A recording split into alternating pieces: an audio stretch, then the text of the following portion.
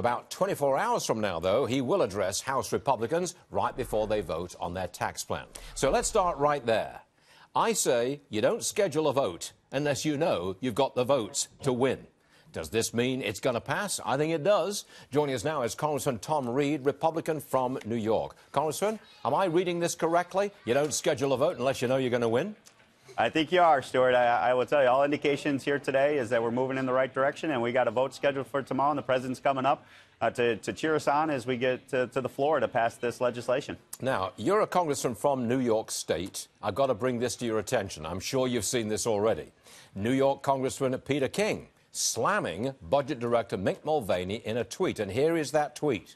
From Sandy aid to tax reform, Mick Mulvaney tries to screw New York. Probably feels inferior because New York subsidizes his state of South Carolina.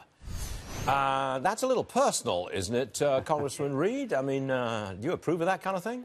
Well, you know, I appreciate Pete King's passion and his advocacy for his constituents.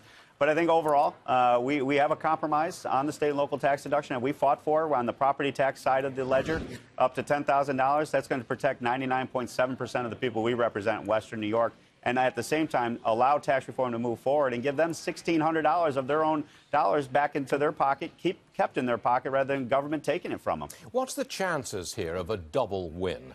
The tax reform, yes, and also this possibility of rolling in the repeal of the Obamacare mandate, which would really destroy Obamacare. What's the chances of getting both as emerging from Congress to be signed by the president?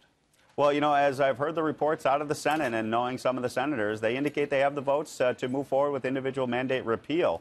But I've watched the Senate for quite some time now, and I won't believe it till I actually see the votes. And the best thing that we have been able to demonstrate in the House is we've been able to deliver tax reform within the numbers that we needed to deliver it without doing individual mandate repeal. And if they can free that up, that could free us up with a lot more additional revenue. And you wouldn't have any problem going for the repeal of the mandate on the House side? I would not. I mean, obviously, I've stood for the repeal of the Affordable Care Act. I've stood many votes to repeal the individual mandate. And given that mandate relief to people back home, I think it's something that we should all enjoy. And I know a lot of Democrats agree with that, too. Congressman Tom Reed, I hope you can appear with us more frequently in the near future, because I think the pace of these political developments, the sausage making, I think is really picking up. And we'll need you to tell us how things are going. Congressman Tom Reed, thanks for joining us.